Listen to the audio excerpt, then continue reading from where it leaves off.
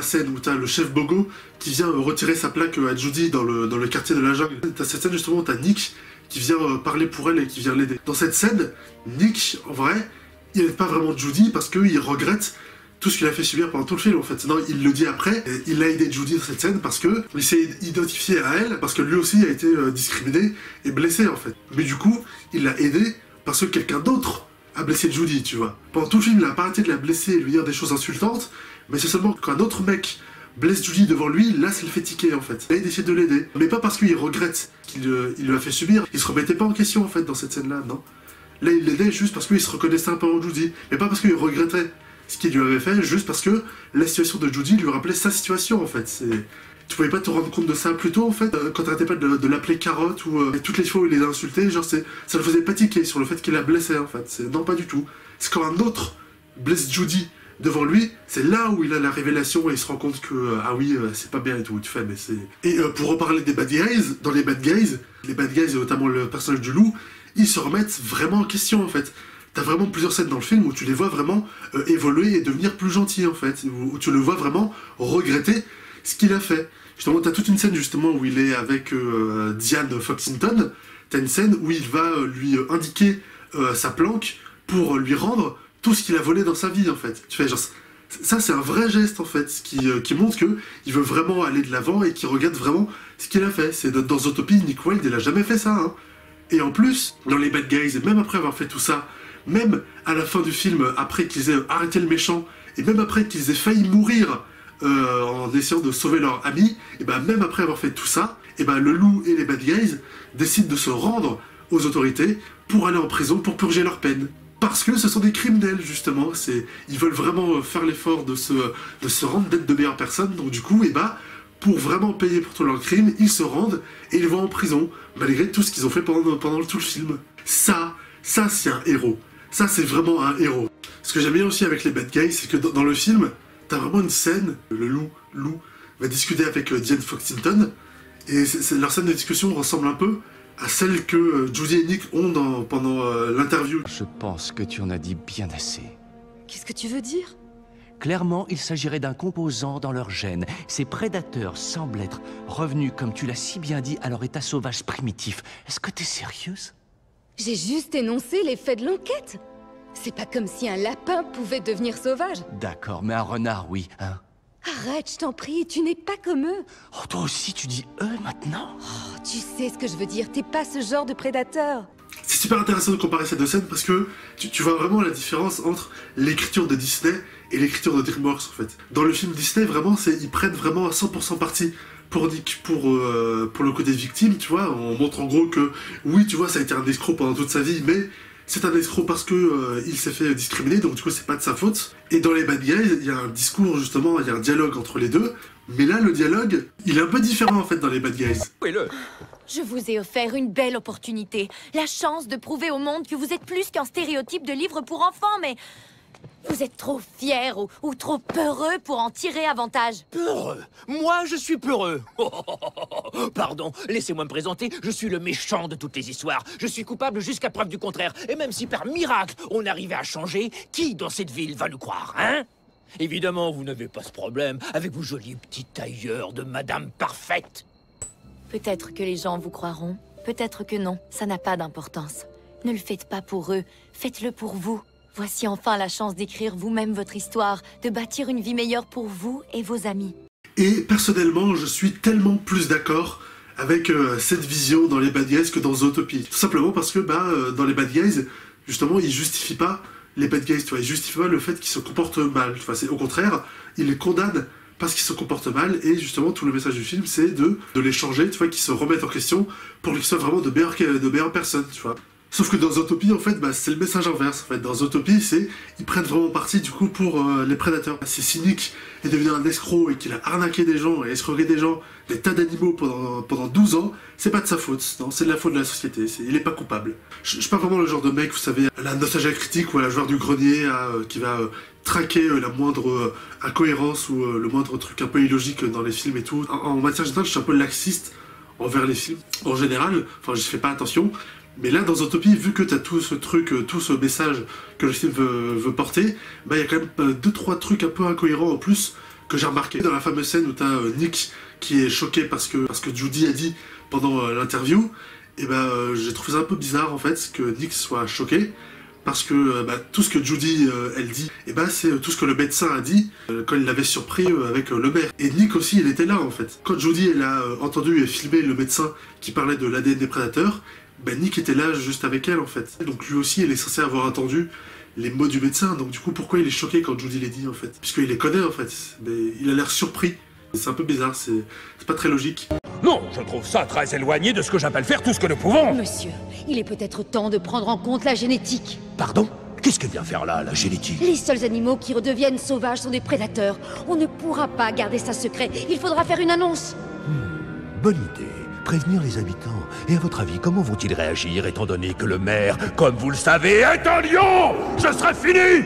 Le chef Bogo, qu'est-ce qu'il en dit? Alors peut-être qu'en fait il est choqué parce que c'est Judy qui le dit, tu vois, et il commençait à la considérer comme son amie, du coup ça le choque que ce soit elle qui dise ça, peut-être que c'est ça aussi, mais je trouvais ça un peu bizarre sur le coup.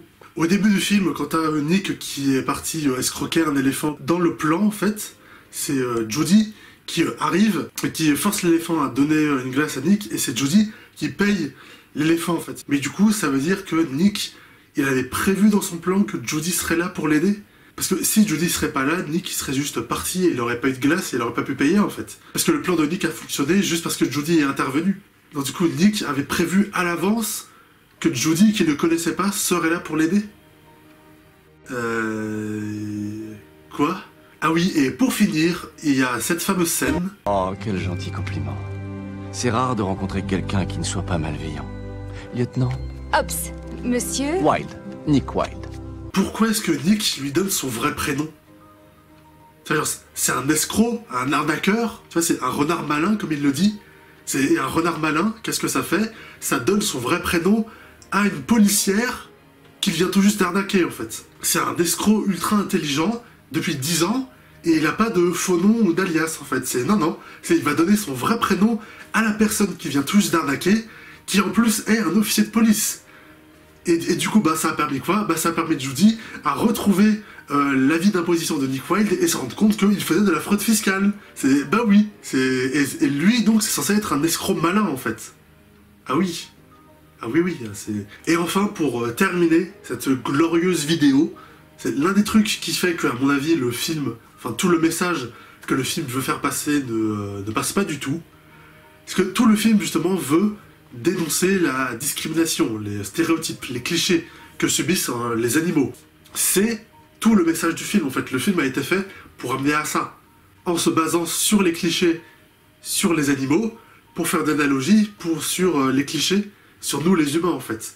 Et pour faire ça, le film a choisi comme personnage principal du coup une lapine. Est-ce que vous saviez que les lapins, les vrais lapins dans notre monde, ne sont pas du tout des fous de carottes? J'ai même envie de vous dire, vous avez déjà vu des vrais lapins en vrai, je sais pas, dans la nature ou en animaux domestiques? Vous avez déjà vu un vrai lapin manger une carotte entière? Moi non, parce que justement, cette image du lapin qu'on associe toujours à la carotte, cette image, c'est un stéréotype. C'est un cliché, en fait, qu'on retrouve partout. C'est quoi ton petit nom? Moi, c'est Zappa. Enchanté, moi c'est Carotte. Oh, mais qui vous êtes? Hein? Qui on est? Qui on est? On est les frères des gouttières.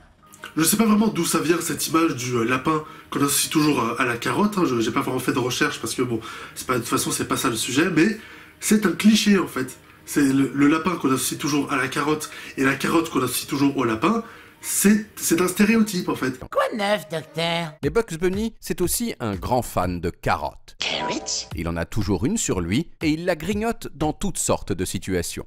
Pourquoi fait-il ça? Alors vous allez sans doute dire « Bah parce que c'est un lapin et que les lapins ils mangent des carottes, t'es bête ou quoi ?» Eh bien laissez-moi vous répondre que c'est vous qui êtes bête. En 1934, Clark Gable tient le premier rôle dans la comédie romantique New York-Miami. Dans le film, on le voit notamment montrer ses pecs, faire le pied de nez à des automobilistes qui refusent de le prendre en stop, et surtout manger une carotte de façon trop cool en parlant la bouche pleine à Claudette Colbert. Cette scène de la carotte est immédiatement devenue culte aux États-Unis. Tout le monde l'adorait, et en particulier l'un des créateurs de Bugs Bunny qui s'appelait Fritz Freleng. Mais au fil des années, cette référence est tombée dans l'oubli. Tout ce qui est resté, c'est l'image de Bugs Bunny qui mange des carottes. Et logiquement, en voyant Bugs Bunny faire ça, tous les enfants du monde se sont dit « Moi aussi, je vais donner des carottes à mon lapin ». Or, ce n'est pas une bonne idée. Car les carottes pour les lapins, c'est comme le chocolat pour nous. Une friandise pleine de sucre. C'est un peu comme les souris et le fromage, en fait, tu vois. Les souris sont pas spécifiquement attirées par le fromage, pas plus qu'un autre aliment, en fait. C'est juste un cliché. Et c'est un cliché que le film Zootopie va faire au premier degré. Justement, t'as le film qui va confirmer et affirmer plusieurs fois justement cette image du lapin et de la carotte, tu vois, avec Judy qui mange des carottes, et Judy qui a un stylo carotte qui est carrément un setup payoff dans le film, tu vois, ils vont pleinement montrer cette image du lapin et de la carotte. Et en plus de ça, t'as aussi le fait que Judy, elle s'appelle Judy Hopps, tu vois, parce que c'est de lapine. Et du coup, les lapins, quand ça avance, ça fait des hop-hop, tu vois, comme ça, parce qu'ils sautillent un peu, c'est... Du coup, comme c'est de lapine, elle s'appelle Judy Hopps. C'est limite. C'est dans un film qui veut critiquer les clichés et les stéréotypes, tu vois. Et en plus de ça, alors que c'est faux, en fait, c'est un cliché. C'est dans ce film qui veut dénoncer les clichés, et bah, t'as des clichés utilisés au premier degré, notamment sur le personnage principal. C'est ça, en fait, pour moi, qui achève le film, notamment dans son message. Un film qui veut dénoncer les clichés et les stéréotypes. C'est quoi le pire truc, la pire erreur qu'ils pouvaient faire? Et ben au final, c'est utiliser des clichés et des stéréotypes au premier degré dans le film sur des personnages, et c'est exactement ce qu'ils ont fait avec Judy Hopps. Donc si vous regardez Zootopie, comme moi je regarde Zootopie, ben au final, c'est pas vraiment pour le message en fait ultra développé ou important, parce que bah, comme je vous l'ai montré dans toute la vidéo, le message c'est peut-être le point le plus foireux du film, et qui n'est de toute façon pas respecté du tout, parce que bah, dans ce film qui veut combattre les clichés, et ben au final ce film se retrouve à être cliché, malheureusement. Donc, si je continue à regarder Zootopie encore aujourd'hui, puisque j'ai revu le film là il y a quelques semaines, malgré toute la vidéo que je viens de faire, et ben au final j'adore toujours Zootopie en fait, j'aime toujours ce film.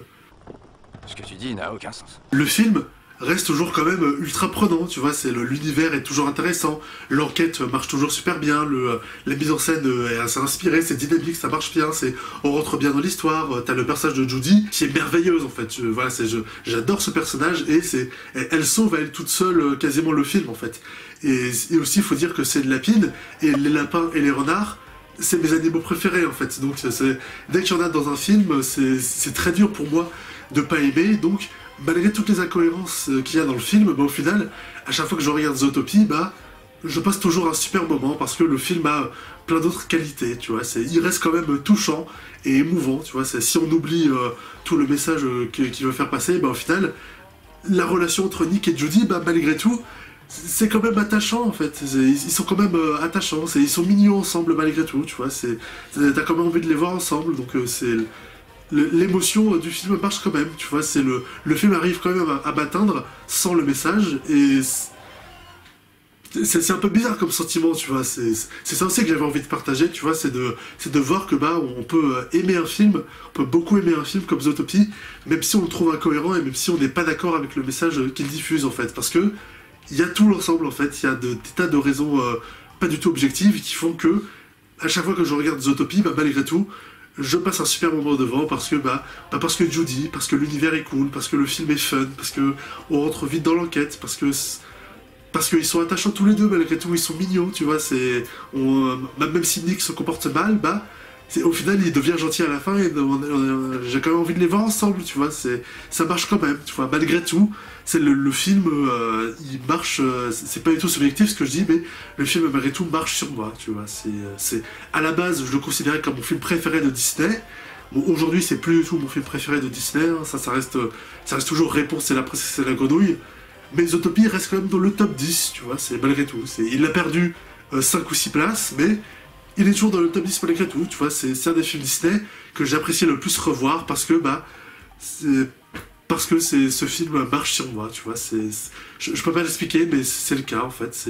Malgré tout, à chaque fois que je le revois, bah, j'ai quand même beaucoup de plaisir à le revoir. Et c'est pour ça aussi que je fais cette vidéo, c'est parce que, bah, comme je l'ai dit au début, on a la suite qui sort cette année, et bah, malgré tout, j'ai quand même envie de voir la suite, tu vois. Parce que j'ai envie de retrouver les personnages, j'ai envie de retrouver l'univers, et j'ai envie de croire aussi que, bah, en termes sur le message, justement, puisque bah, forcément cette suite va, vu que le film s'est beaucoup fait remarquer pour son traitement de tous ces thèmes et de tout ce message, la suite va aussi sans doute en parler, donc je pense que malgré tout sur cette suite, eh ben, ils peuvent s'améliorer sur le traitement du message, justement, contrairement au premier film, ils peuvent s'améliorer et proposer quelque chose, enfin un traitement du thème assez différent, et mieux en fait, mieux traité.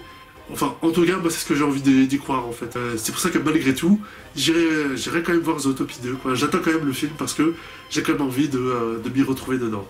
Et aussi parce que, bah, faut quand même aussi se souvenir que Zootopie, c'est un film Disney, et Disney, justement, bah, ils ont leur type d'écriture, en fait. Ils ont leur style d'écriture.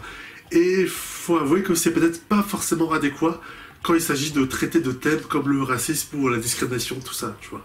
Alors que du côté de DreamWorks, bah, DreamWorks, eux, c'est ce qu'ils font depuis 20 ans dans tous leurs films, en fait. Parler de stéréotypes, de discrimination, de racisme, en fait. Et eux, les films DreamWorks, sont beaucoup plus qualifiés pour parler de ces sujets.